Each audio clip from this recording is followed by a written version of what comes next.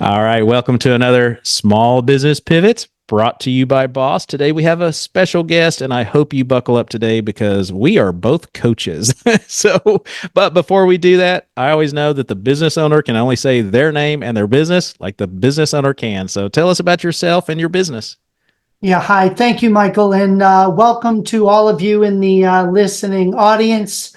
I am a scaling up coach. I'm a person who had a journey of my own personal business for 35 years, part of a family business, and went through the dynamics of scaling up a business from one location to many locations across North America, dealing with the challenges and the drama with scaling employees, scaling clients, scaling services, scaling office locations, all thinking that when it got bigger, life would get better. But the more complexity that came with scaling, the more drama I felt and the more committed I was to making the journey simpler and easier, share with others that journey in ways that you can enjoy the ride to scaling up with you and your team. Fantastic. Well, how do you think we're going to help our listeners best today? Well, I know you're going to give me some amazing questions. Those questions are going to draw that out of me, and I look forward to helping answer them. Fantastic. Well, we'll be right back after we introduce the show with more about scaling your business. Welcome to Small Business Pivots, a podcast designed for small business owners. I'm your host, Michael Morrison, a small business coach and founder of Boss, where we make business ownership simplified for success so that you can own a business that runs without you.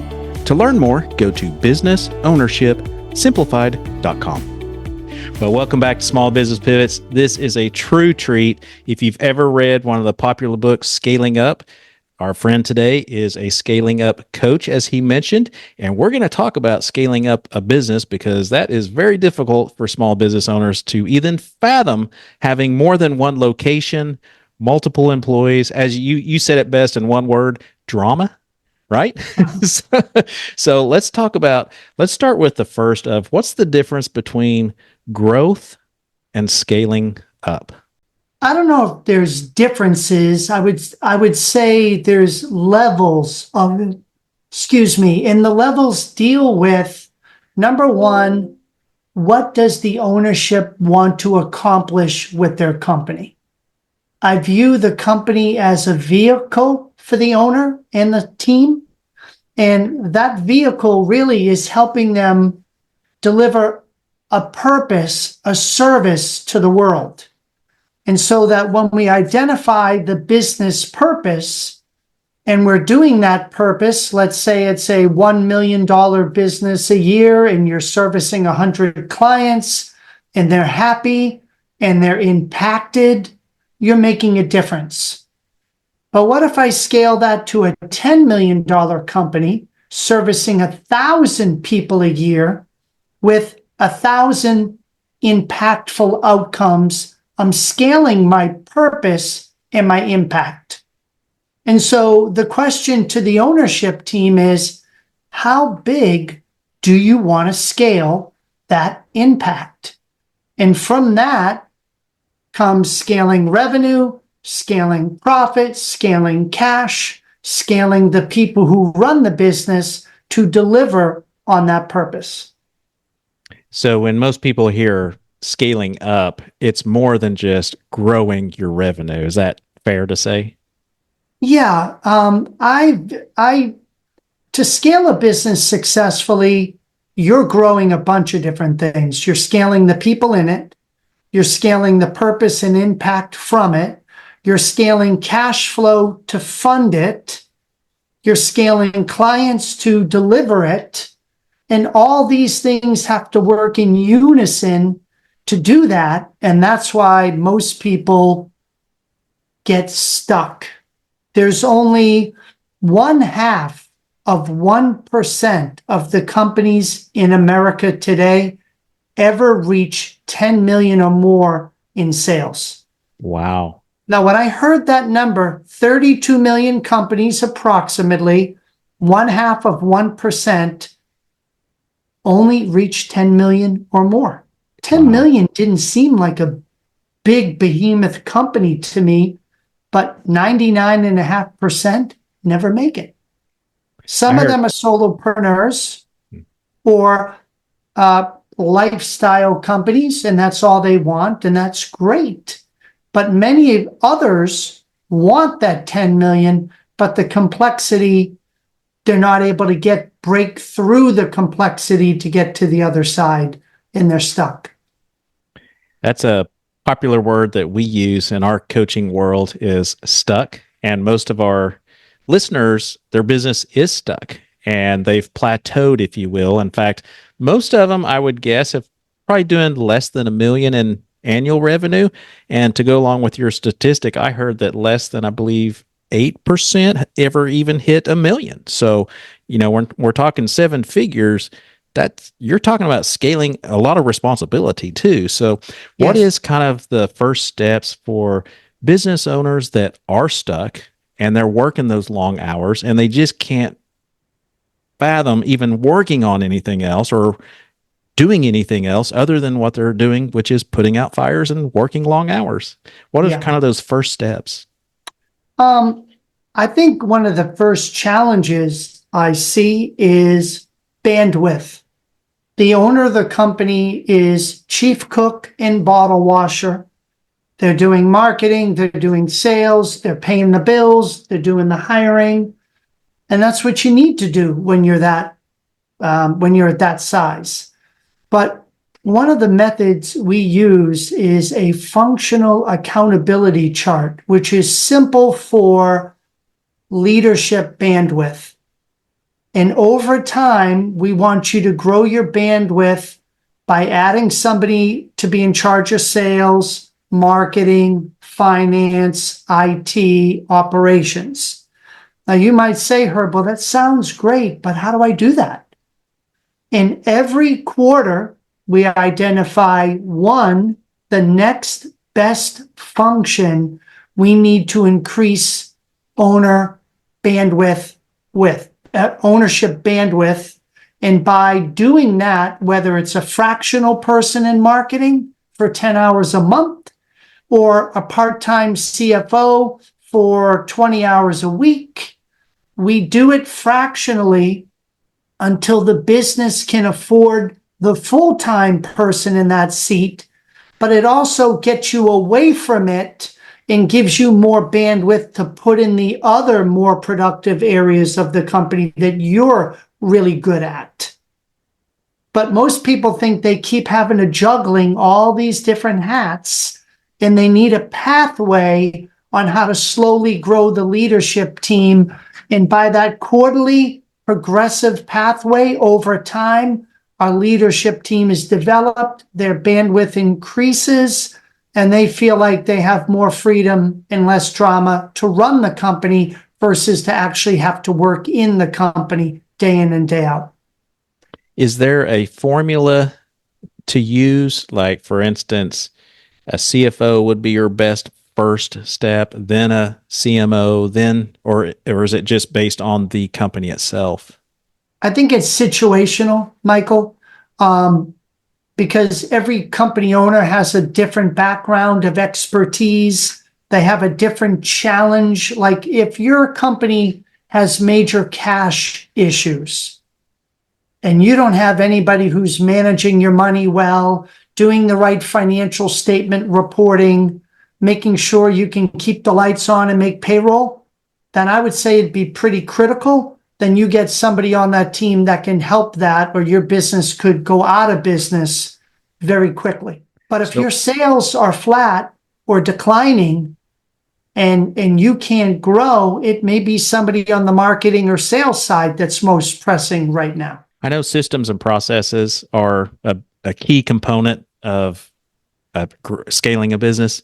So, how does one find the time to figure that out? And are there some steps that they can follow? Because when we mention systems and processes, the first thing they think of is a lot more work for nothing that's not increasing sales, not reducing debt. It's just piddly work. And they understand the importance of it. They just can't find the time to replace what they're doing with creating systems and processes. Do you have any Yeah. input on that?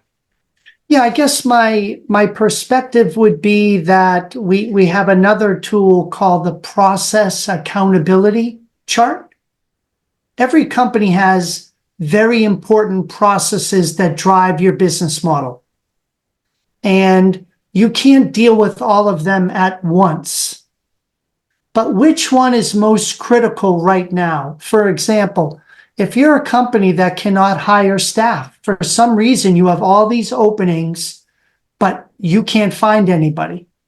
Do you think a critical process to work on would be recruitment to onboarding? Because whatever's happening right now is not working. So if we don't fix or retool or re-engineer recruiting to onboarding, we're going to have a problem. So to solve that constraint, we identify the one most important process each quarter that will help unblock our major bottleneck and get us free to the next step. That's the one we work on. And in unison, when I hire that one person, fractionally or not, that works on the face chart, what I found is I can't be an expert in all of the functions, but if I hire a great fractional HR person with recruitment background, they normally come to the table knowing how to fix that process for me, if they're any good at what they do. So normally together, that helps me solve my issue as a business owner. As a business owner, is there a size of business? Is there a revenue size? Is it employee size as to when you can afford to scale? Because scaling takes money, it takes an investment. You mentioned fractional employees, things like that. But is there some kind of formula? Because I hear so many business owners, I want to scale my business, and they don't really understand what it means or if they're even in a position to do that. Can you help explain that? Well, I think, Michael, it goes back to, first of all, what does the owner want? Scale to 1 million, scale to 100 million. So we need to find the actual target. But then I think scaling also in its basic form is about cash flow. So if I want to scale and I'm going to hire more employees before I get 20 more clients, let's say, I need capacity and bandwidth for delivery. How much can I self-fund? And if I can't self-fund it, would the bank loan it to me or an SBA loan? And am I credit worthy? So you need to be in a business with high enough gross margins and bottom line. The businesses that I was in, had good enough gross margins that I could self-fund the majority of all my growth.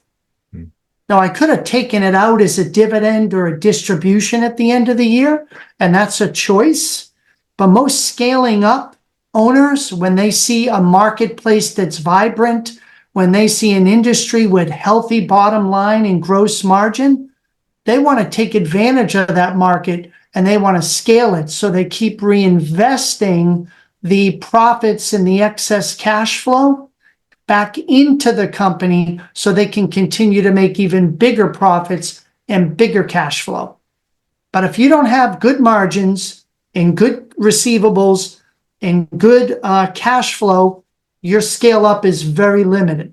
We offer business loans at Boss, and we'll have a business owner from time to time come to us and say, I hear you're not supposed to have any debt whatsoever. And I kind of combat that a little bit where there is good debt, if you will. Yeah. Can you help explain that? No, I think debt, there is good debt. And it's like in your personal life, what can you afford?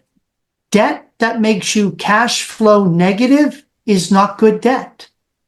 But if you buy like a car, if I buy a Mercedes, which is $100,000+ vehicle, but I only make $25,000 a year income, that's not fundable because I will always have more payment than I do income. So for a company, it's the same way. Do I hire one employee or do I hire 10 employees all at once? And what could the business afford? Banks ultimately want to know that at the end of the day, when they loan you money, that your cash flow generated from the business will always be large enough to service their loan payment. And when you can't show that, they don't want to make that loan. So let's talk about kind of the process of scaling up. So you're certified. You're listening to Small Business Pivots. This episode is proudly brought to you by Boss, where business ownership is simplified for success. At Boss, we help business owners create their businesses to run smoothly without them being there 24/7. Our seasoned business coaches who have walked the path themselves provide invaluable guidance and support.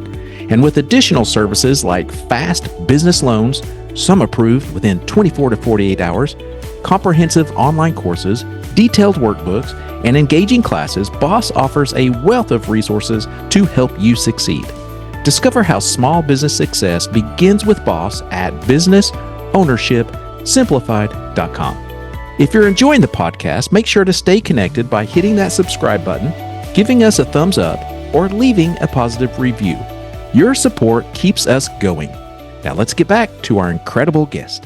So let's talk about kind of the process of scaling up. So you're certified, you're a business coach. What does that look like from start to finish? So somebody has an idea of the experience they could have with a coach like yourself.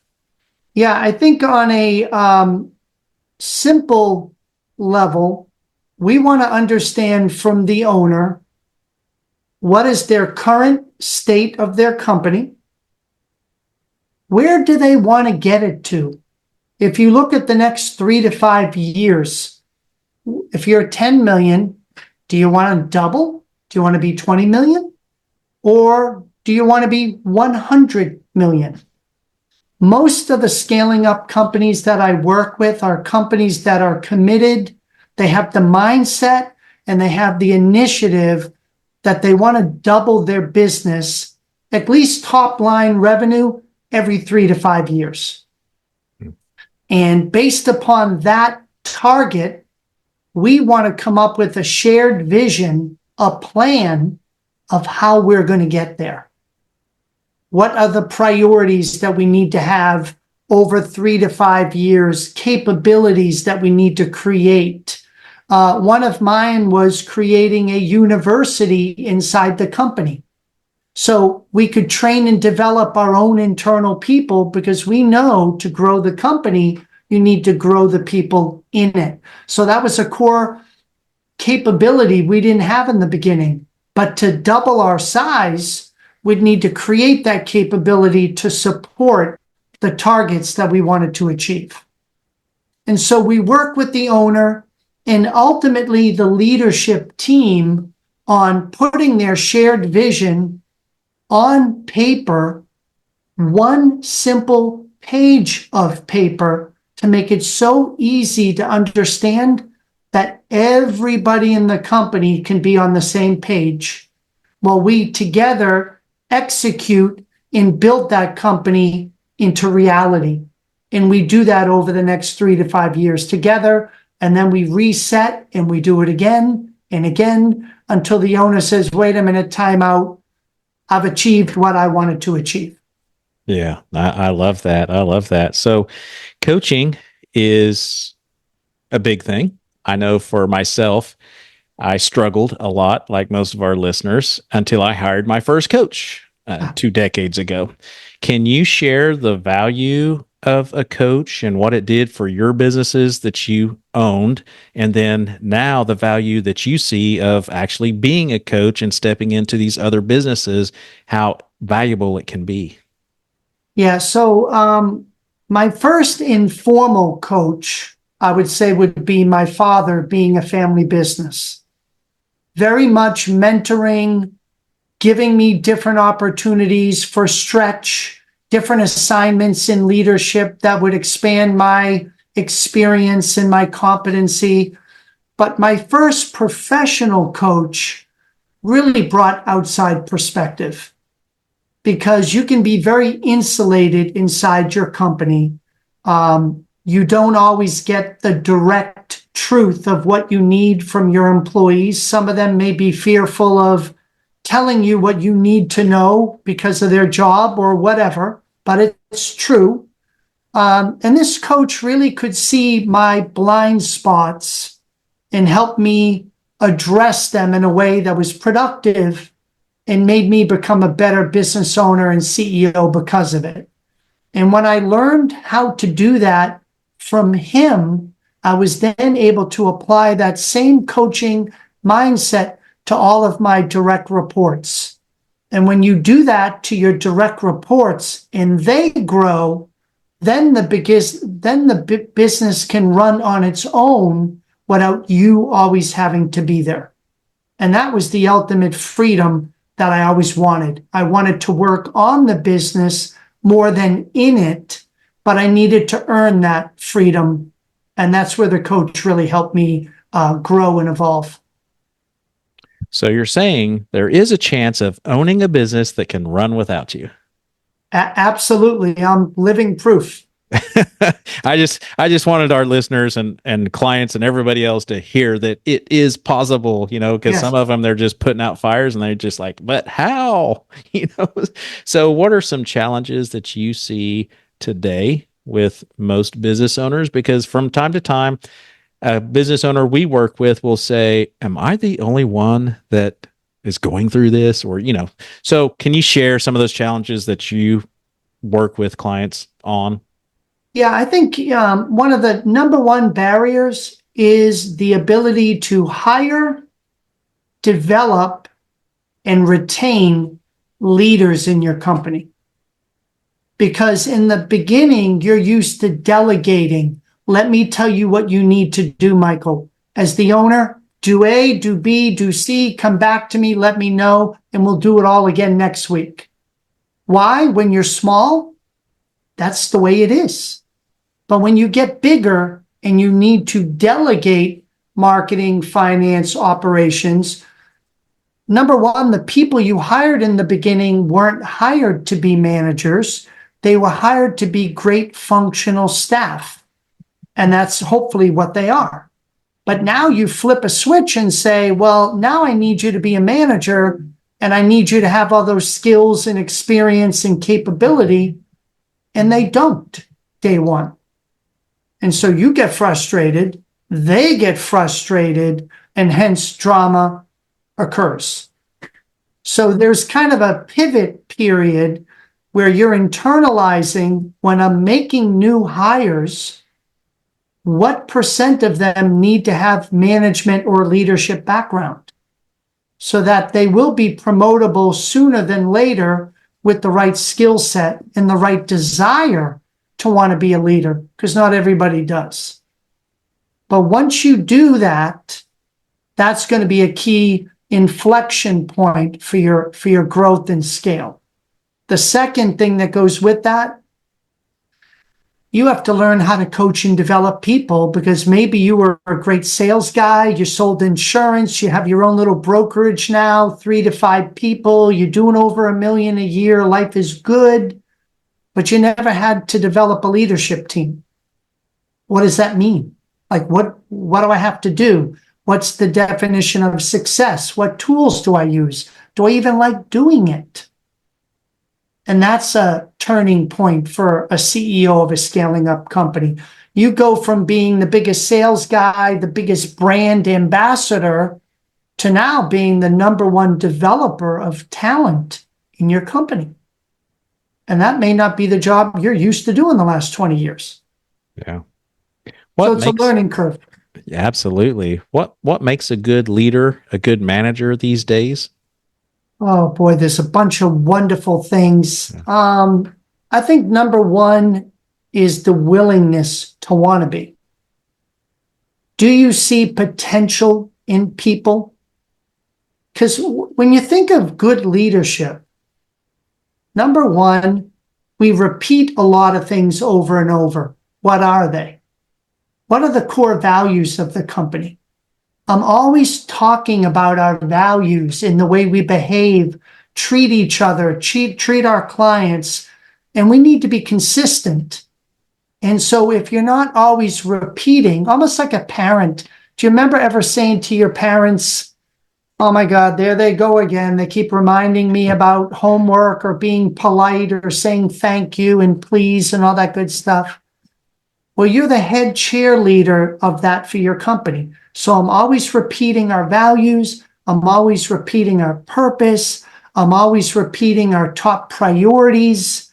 I'm always talking about our big, hairy, audacious goal. And that's repetition. And you need heart. You need an emotional connection behind it to want to keep doing it over and over the way you want to do it to raise good kids over and over. That's some great advice. And I've got some business owners I know that listen, that they're kind of stuck in the fact that they have skilled workers, right? They're doing the tactical things day to day. They're doing what they're supposed to, excellent, dependable, responsible, but they're not leaders. And so the business owner is kind of strapped. He's like, I don't have a position to hire for a leader because I've already got people in those positions and those skill set areas. So, you got any advice on how you could help them with some advice Yeah. that I can go find a leader or afford a leader and how to kind of reorganize a little bit? You can go out and hire outside people. I would just say that's risk. There's higher risk when you bring people in from the outside. And especially at the leadership level, when you hire the wrong leader from the outside and bring them in, they can cause a lot of disruption with the current team you have. So I'm not saying not to do it, but it's not my first resort. It's normally my last. Internally, what do you do?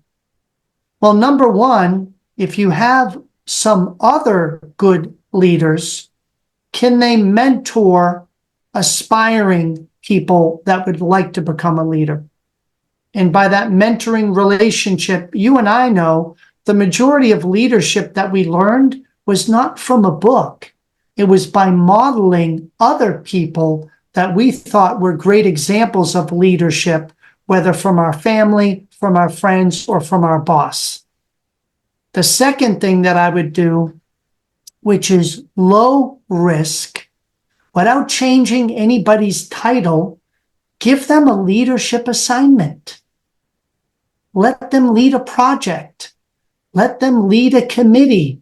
Low stakes, low probability for big errors and costing you money, but let them try it and mentor them. They're going to make a mistake. Let them fall, but not fall off a cliff, maybe fall off 1 or 2 steps.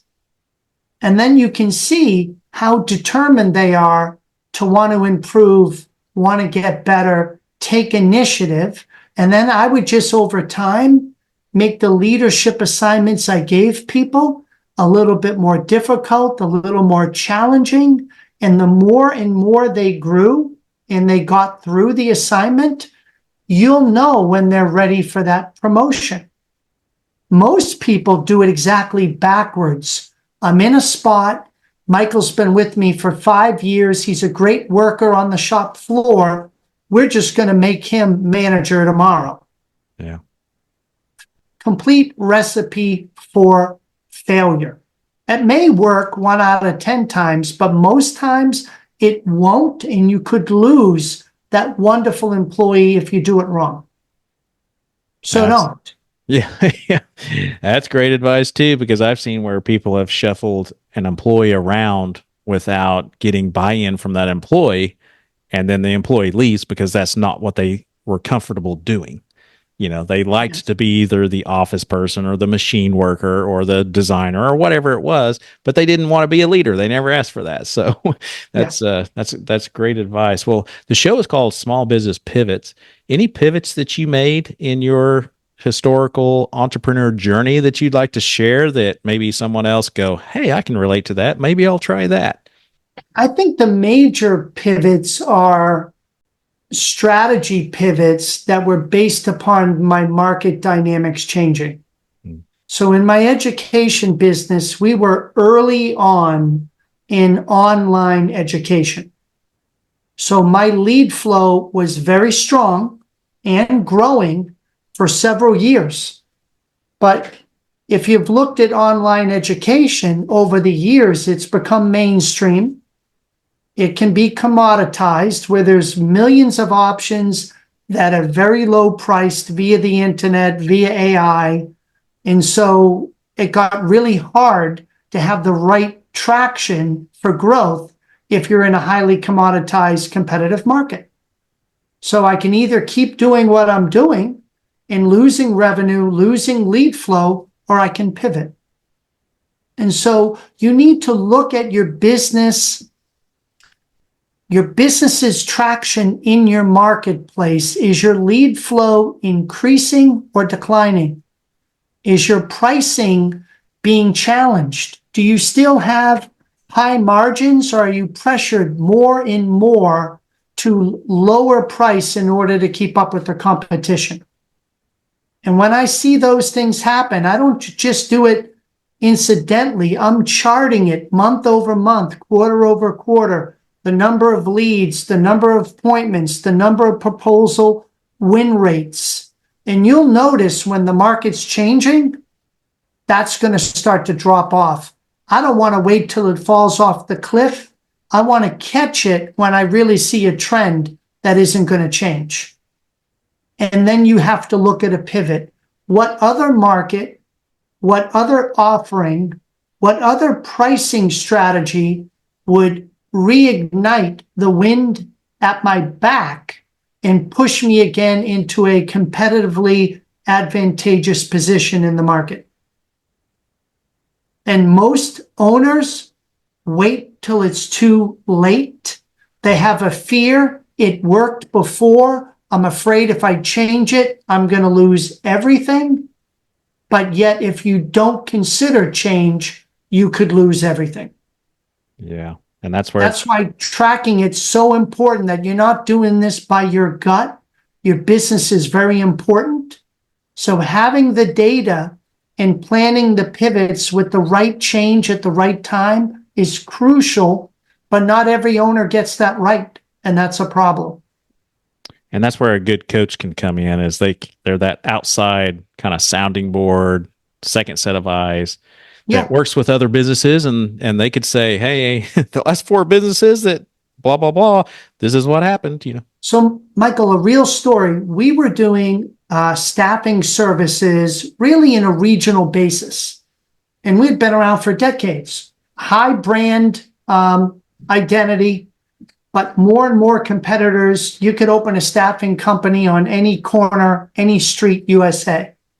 And they were. And it was harder to get orders, more salespeople, lower pricing, and yet that's all we knew. So we come in and we're starting to lead the business now, second generation. And what do?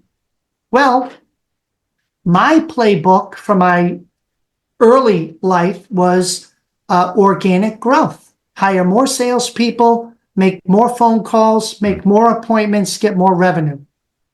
It wasn't working. I had to expand my pivot playbook. We learned how to make an acquisition. I learned how to open an office not only in another region, but another side of the country, and then into a different country up in Canada. I'd never done that before. Didn't know what it was like to set up a bank account in Canada or employment law in Canada. But I needed to change my mindset to have new vehicles for growth on a pivot.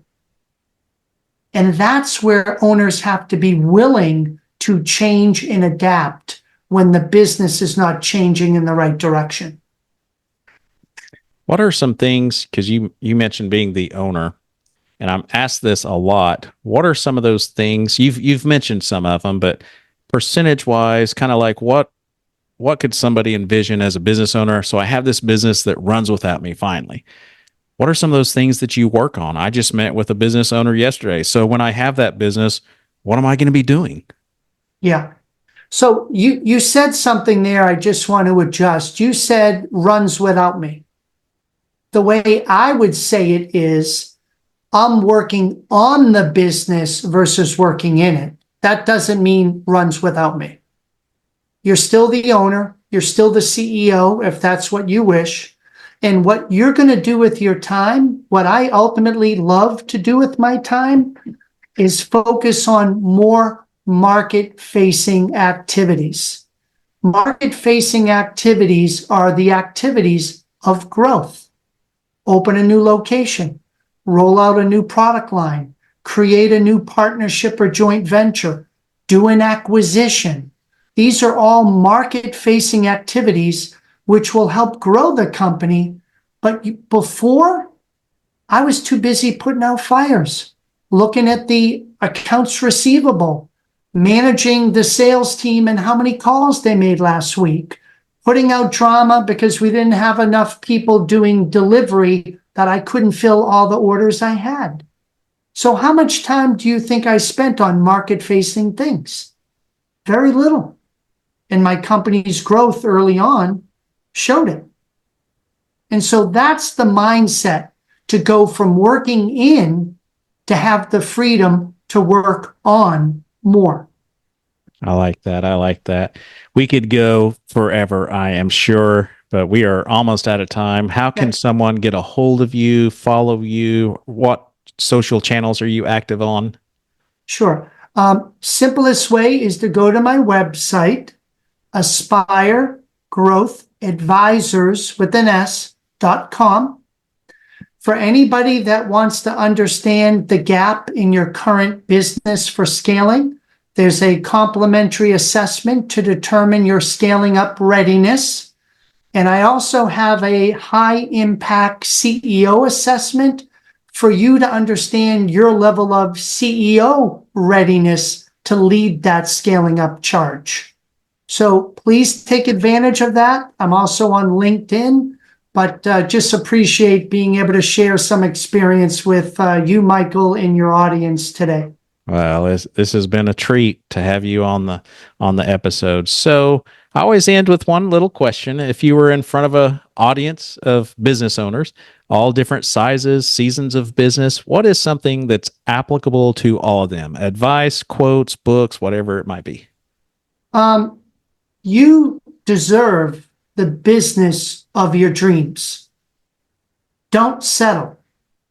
A lot of people start a company with a great vision, and unfortunately, it turns into a nightmare.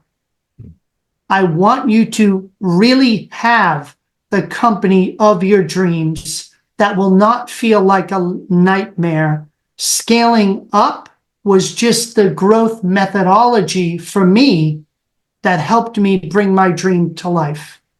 And if it helps some of you, wonderful. I know there's different growth methodologies out there. You have to find what works for you.